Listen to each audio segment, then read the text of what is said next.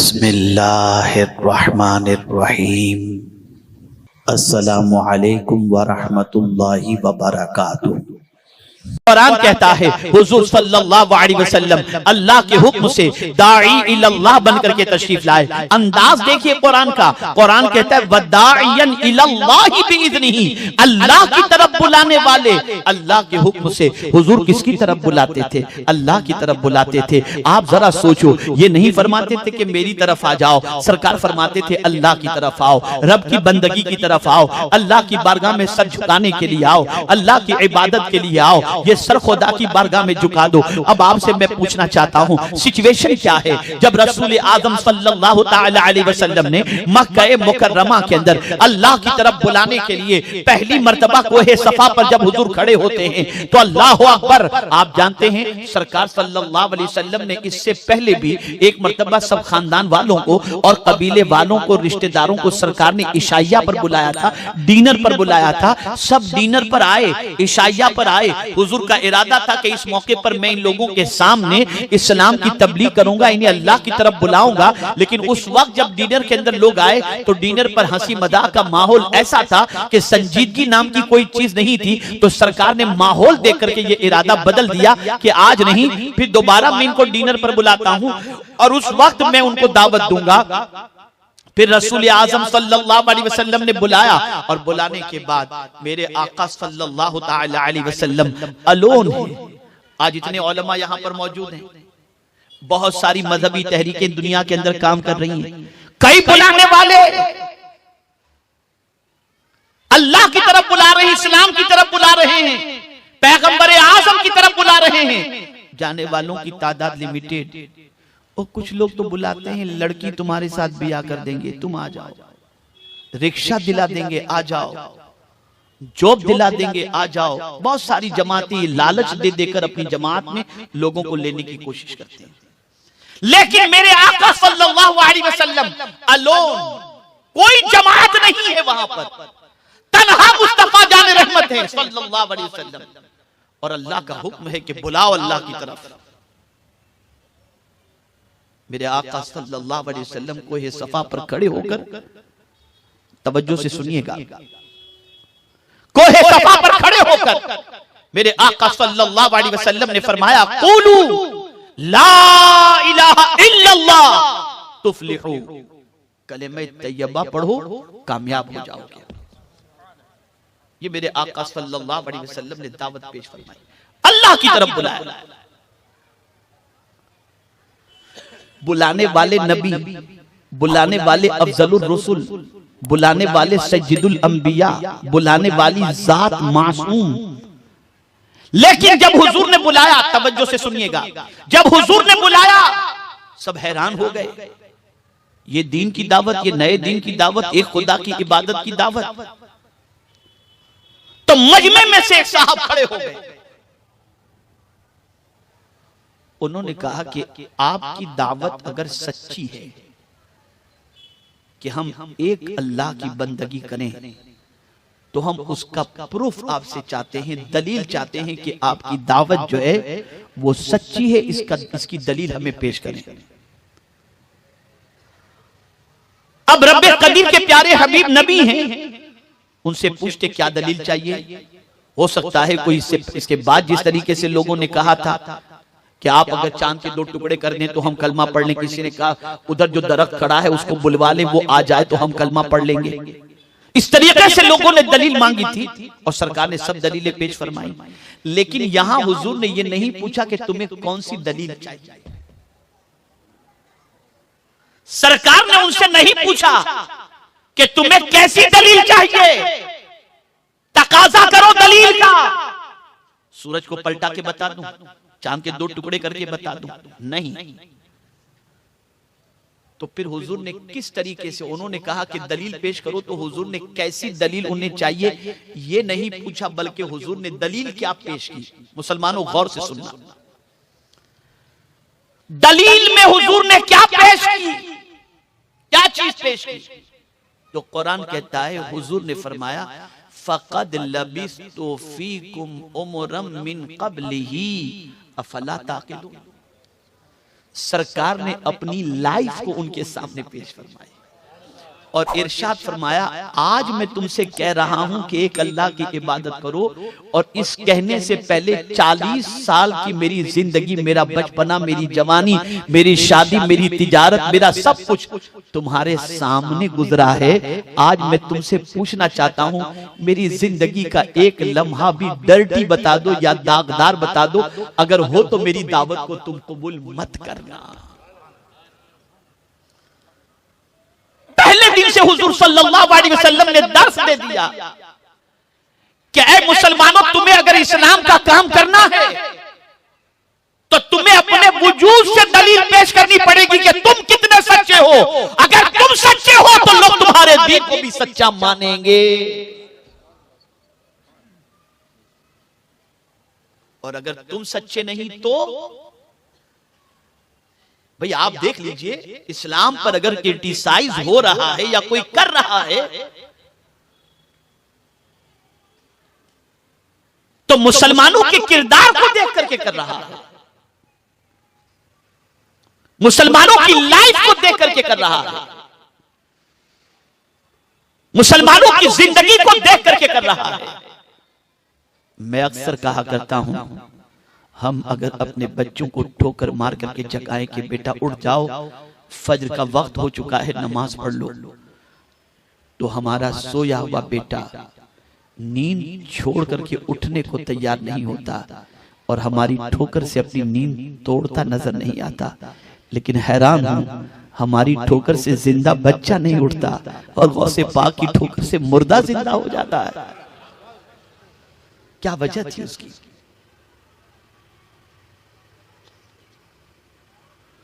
तो आप देखेंगे सबसे पहले कुरान मुकद्दस के अंदर अल्लाह वालों के औसाफ का जब जिक्र किया गया तो उनकी इबादतों का तस्करा बाद में है, लेकिन उनके चाल चलन का जिक्र पहले है। वजह क्या है? आप नमाज पढ़ोगे मुसलमान देखेगा, रोजा रखोगे मुसलमान जानेगा, हज करोगे मुसलमान देखेगा, ज़कात दोगे मुसलमान को दोगे। भाई आप मक्का मुकर्रमा पहुंचे हज करने के लिए, कोई गैर मुस्लिम को तो अलाउड वहां पर है ही नहीं, तो आपको तवाफे काबा करते मुसलमान देखेगा, अरफात में मुसलमान देखेगा, मीना में मुसलमान देखेगा, सफा मरवा पर मुसलमान देखेगा, सब जगह मुसलमान देखेगा। तो आपकी कौन सी चीज दूसरा देखकर आपके मजहब को सच्चा समझे? तो वो आपके चाल चलन है। इसीलिए कुरान ने जब अपने नेक बंदों का तस्करा किया तो यूं किया, व इबादुर रहमानिल्लज़ीना यमशूना अलल अर्दि हौना व इज़ा खातबहुमुल जाहिलूना क़ालू सलामा वल्लज़ीना यबीतूना लिरब्बिहिम सुज्जदन व क़यामा। रात को सजदे और क़याम का जिक्र बाद में किया गया और दिन में रास्ते में चाल चलन का जिक्र पहले बता दिया गया कि देखो, अगर तुम्हें पहचानना है हमारे अच्छे बंदों को तो चलते हुए देखकर पहचान लोगे। हुजूर से पूछा गया कि अल्लाह के वली की तारीफ क्या है, तो मेरे मुस्तफा ने फरमाया, जिसके चेहरे को देखो तो खुदा याद आ जाए, समझ लेना वो अल्लाह का वली है। तो सरकार ग्रेट मैसेंजर थे और उनकी दावत का आलम यह था कि अपनी दावत के खुद नमूने थे इस तरीके के कि जैसा कि मैंने कंडक्टर वाला वाकया आपके सामने पेश किया, इसी तरीके से हुजूर सल्लल्लाहु अलैहि वसल्लम की लाइफ के अंदर अमानत, सरकार के घर को घेर लिया है दुश्मनों ने। कौन से दुश्मन? जिन्होंने हुजूर सल्लल्लाहु अलैहि वसल्लम की दावत कबूल न करने के बावजूद भी अपना माल अगर किसी के पास रखना पसंद करते थे कि हम किसी के पास रखेंगे और हमारा माल जाय नहीं होगा, तो दुश्मन होकर के भी ये सोचते थे कि मोहम्मद अरबी के पास माल रखेंगे तो हमारा माल जाय नहीं होगा। ये काफिर की पोजीशन। तो दुश्मनों की अमानत हुजूर के पास, और उन्हीं दुश्मनों ने हुजूर के घर को घेर लिया गलत इरादे से, कत्ल के मंसूबे से। लेकिन आप जरा देखें, मौला अली से हुजूर फरमाते हैं कि सबकी अमानतें सबको सुपुर्द करके तुम मदीने आ जाना। अब यहां पर एक बहुत बड़े रिसर्च स्कॉलर ने एक बड़ी प्यारी बात फरमाई है। उसने कहा कि ग़ज़वे बद्र के अंदर असातीने कुरैश पहुंचे थे, बड़े बड़े सरदारान पहुंचे थे जंग बद्र में हुजूर से मुकाबला करने के लिए, और सहाबा की सिचुएशन ये थी कि सिर्फ 313 थे, और वो भी ऐसे कि उनके पास कोई ऐसी चीज नहीं थी, बहुत कलील असलहे थे, कलील सवारियां थी, कलील नुफूसे कुदसिया थे, परेशान थे, और वो 313 मैदान बद्र में पहुंचे। सवाल ये पैदा होता है कि ताकतवर बड़ी फौज वाले हुजूर के सामने आकर के शिकस्त क्यों खा गए? देखिए, तवज्जो चाहूंगा, और मैं पूरी दयानतदारी के साथ आपको चैलेंज करता हूं कि इस्लाम ने कोई भी जंग असलहे से नहीं जीती है। मादी एतबार से असलहा हमेशा मुसलमान के पास कम रहा, लेकिन मुसलमान ने जब भी जंग जीती है अल्लाह पर भरोसा और अखलाक मुस्तफा सल्लल्लाहु अलैहि वसल्लम पर अमल करके। अब आप देखिए, आकाए करीम सल्लल्लाहु ताला अलैहि वसल्लम ने अमानत दुश्मनों की देने के लिए फरमा दिया। अब जब जंग बद्र के मौके पर दुश्मनान इस्लाम रसूल आज़म सल्लल्लाहु अलैहि वसल्लम और सहाबा के सामने आए तो क्यों कमजोर हो गए, क्यों शिकस्त खा गए? तो एक बहुत बड़े मुफक्किर ने इस पर से पर्दा उठाया है और उसने कहा कि शिकस्त खाने की एक वजह यह थी कि जब हुजूर उनके सामने आए तो हुजूर का वो अखलाक जो सरकार सल्लल्लाहु अलैहि वसल्लम ने अमानत सुपुर्द करने से मुताल्लिक मौला अली को फरमा करके मक्के से निकले थे, निकलते वक्त भी दुश्मनों का माल लेकर के नहीं, दुश्मनों की अमानत देकर निकलने के बारे में हुजूर ने फरमाया था। तो जब ये अखलाक हुजूर के उनके सामने आए तो उनको महसूस हुआ कि इतने बड़े अखलाक वाले से जंग जीतना ये हमारे बस की बात नहीं है।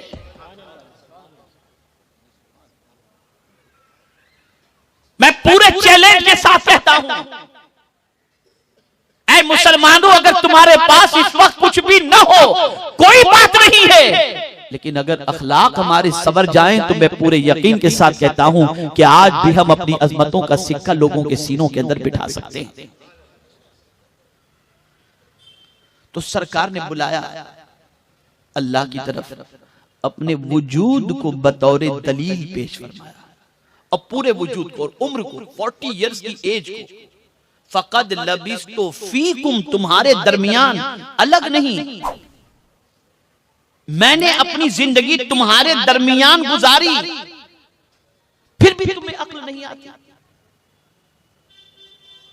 मेरे प्यारे आका सल्लल्लाहु ताला अलैहि वसल्लम के प्यारे दीवानों, उस जमाने के अंदर इस्लाम को पहचानने का जो तरीका था वो सबसे बड़ा तरीका यही था कि मुसलमानों के किरदार को देखने के बाद, मुसलमानों की जिंदगी को देखने के बाद, मुसलमानों के अमाल को देखने के बाद, मुसलमानों की सुबह शाम को देखने के बाद, मुसलमानों के अंदाजे जिंदगी को देखने के बाद इंसान इस्लाम से मुतासिर होता था और आगोश इस्लाम के अंदर कदम रखने के लिए मजबूर हो जाता था। आप जरा देखें मेरे प्यारे आका सल्लल्लाहु ताला अलैहि वसल्लम के प्यारे दीवानों, जितने भी सहाबा मिलेंगे, जितने भी ताबईन मिलेंगे, जितने भी औलियाए कामिलीन मिलेंगे, अगर उनके हाथों पर लोगों ने इस्लाम कबूल किया है तो वजह सबसे बड़ी आपको यही मिलेगी। ऐसा नहीं था कि वो कीमती लिबास पहन करके मुसलमान बनाए हों, ऐसा नहीं था कि वो लोगों को लालच दे करके मुसलमान बनाए हों, ऐसा नहीं था कि उन्होंने महल की लालच दे करके मुसलमान बनाए हों, नहीं, बल्कि लोग उनके किरदार को देखते, उनकी जिंदगी को देखते,